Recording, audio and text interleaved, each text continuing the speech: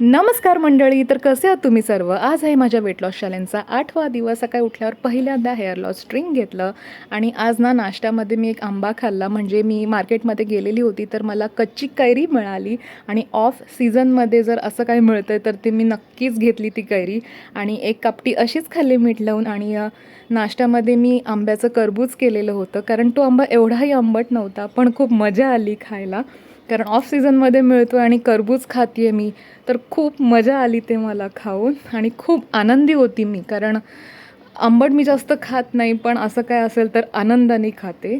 त्याच्यानंतर दुपारच्या जेवणामध्ये मी अंडा फ्राईड राईस केलेला होता आणि तो एवढा सुंदर झालेला होता ना, खूप टेस्टी होता. याची जर तुम्हाला रेसिपी हवी असेल तर मला कमेंटमध्ये नक्की सांगा, मी नक्की तुमच्यासोबत रेसिपी शेअर करेन. त्याच्यानंतर संध्याकाळी मॉलमध्ये गेलेली होती, थोडंसं काम होतं. तर ते काम करून झाल्यानंतर कॉफी घेतली, कारण थोडंसं थकायला झालेलं होतं आणि त्या कॉफीमध्ये साखर होती पण कमी होती. पण एवढा कप भरून ती कॉफी होती, तर मला असं खूप असं भरल्यासारखं वाटलं, म्हणून घरी आले आणि मी अजिबात जेवलेली नाही आहे. त्याच्या बदली हे अमूलचं ताक मी प्यायले, कारण असं एकदम मला असं खायचं नव्हतं, कारण हेवी करायचं नव्हतं स्वतःला. तर असा होता आजचा माझा दिवस. Thank you so much for watching.